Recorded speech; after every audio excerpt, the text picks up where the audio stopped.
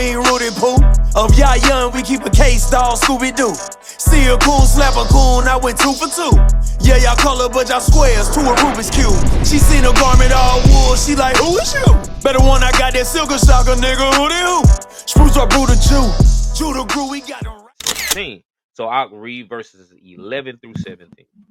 Come. This is Esther chapter 8, verse 11.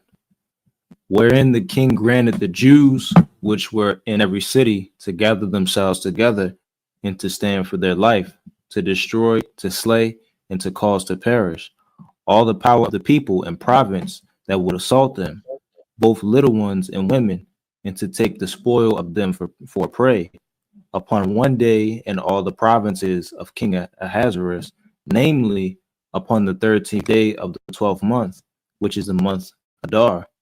The copy of the writing for a commandment to be given in every province was published unto all people, and the Jews should be ready against that day to avenge themselves on their enemies.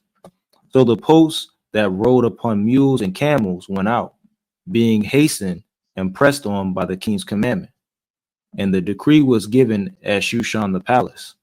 And Mordecai went out from the presence of the king in royal apparel of blue and white, and with a great crown of gold, and with a garment of fine linen and purple.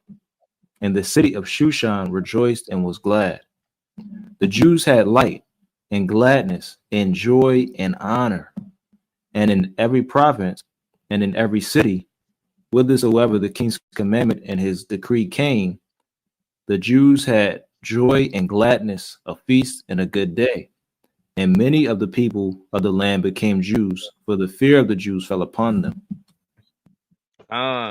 So what it's showing us is they were giving the decree to go ahead and kill anybody that came against them, anybody with different values, different ways, that they could just kill them.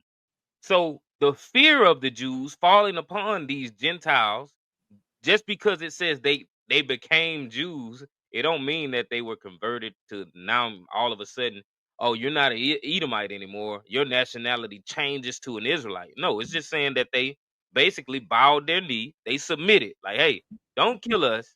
We're going to do whatever you want us to do. We will obey the laws of the land that are in place now, because now it was as if the Israelites ruled the land. And Ak, I know you got a point on this, so I ain't going to speak too much. I'm going to let you bring it out. Yeah, a few things and something I just picked up. I put it in the chat. This is actually a precept that deals with the Jews having light, or the children of Israel having light, because when you look at it, it speaks about them being able to avenge their enemies. And then also when you go down, this is a time where they have a form of power, and they're basically pretty much forcing people because of their might to bend to them. And so even getting to that verse 17, because a lot of times people, they just read the one verse and they'll say, well, are you saying that they became black? Like it's this one dude, he's an older brother, and I know the brother heard, he know what I'm talking about. He's an old man, right? He loved bringing out this verse. But what's so funny is of course, because like a lot of people, they know like the understanding when you look at Hebrew, but when you look at the first word for Jew, you scroll down a little bit, the Jews right here, this is dealing with the actual Israelites. It's Yehudi. So that would be Judah in Hebrew. Now, Yehudi, which are Israelites, when you jump down, you see, and Yehudi is a noun, by the way. That's a noun. The word right here is a verb. Yahad. The word, or the root right here is Yahad, which is a verb. Two different words, and this is an action that's happening, right? So that has to be kept in mind. Now, when you look at this in different translations, I'm gonna bring it out. It's one translation I really like because I think it paints it correctly, because that word Yahad is actually I believe it's in the hip PL stem, and I'm gonna verify that just real quick. And the reason why this is important, and it's very important to go into the language, as me and the brother always touch on and speak about, is because you're able to pick up these fine points, and you're able to destroy false doctrines, right? Now, yep, it's in the Hithpa al stem, which is reflexive, and it's a reciprocal action. So like when you jump into it, it's the understanding is that it's a pretending going on because of a fear, right? Like they're doing this in fear. It's not like, oh, now I'm becoming an Israelite and I'm a spiritual Jew and all of that stuff. And even when you look at the lexicon here, it says to become a Jew in fact or in fraud, become Judaized. And there's a contemporary link to this with the Jews, quote unquote, in actual Israelites, but then you had fake Jews as well that did this. But there was a concept called being a crypto Jew, and so you had crypto Jews, who faced oppression and things like that from Arabs and things like that, and they would, on the outward be Arab, they would be Muslims, they would be Muslims and Christians, and they would, quote unquote, go into apostasy, for everyone else looking inside, right, on the outside.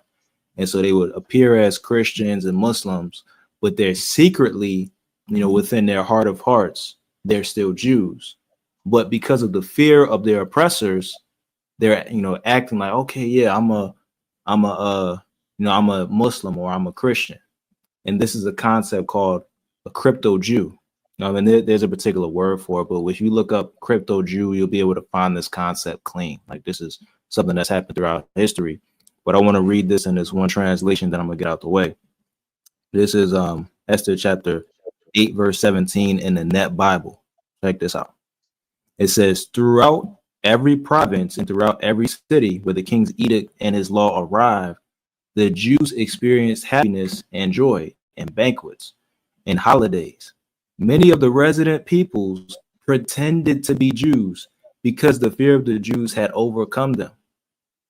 So again, the Jews, they, the actual Israelites, they had so much might and they had so much power that the people that lived in these resident areas, they said, man, I'm afraid of these people. And so they just yielded because they were afraid. It wasn't like, oh, well, you know what, I want to believe in your God, and we're all one big family now. That's how people try to paint the narrative. But when you read that, it literally said the Jews, they were avenging themselves against their enemies. So it wasn't like this. It was just, well, let's become one utopic nation. But the Israelites, they were finally, being able to dominate at this point, to some degree. So I wanted to bring that point out, King. But I pass it back to you. Beautiful point. And the point you made first, you said it's a low key light precept too. And when you analyze like end time prophecy or the day of the Lord, when the heathen will be joined with the Israelites, when we look at Zechariah 14, we understand that the heathen also will have to keep the laws that we have to keep. It won't be no option. If they don't, they're gonna be destroyed. Point blank, period. So in this sense, in this case, this is symbol. This is something that you can look at as symbiotic because it's the exact same. At this point in time, if they didn't keep the laws, they would have been killed. They would have been destroyed, and that was the fear that fell upon them. They're like, "Hey, we're gonna do whatever it takes. Just don't kill us. Please don't kill us." So, Khan, all praise to the Most High.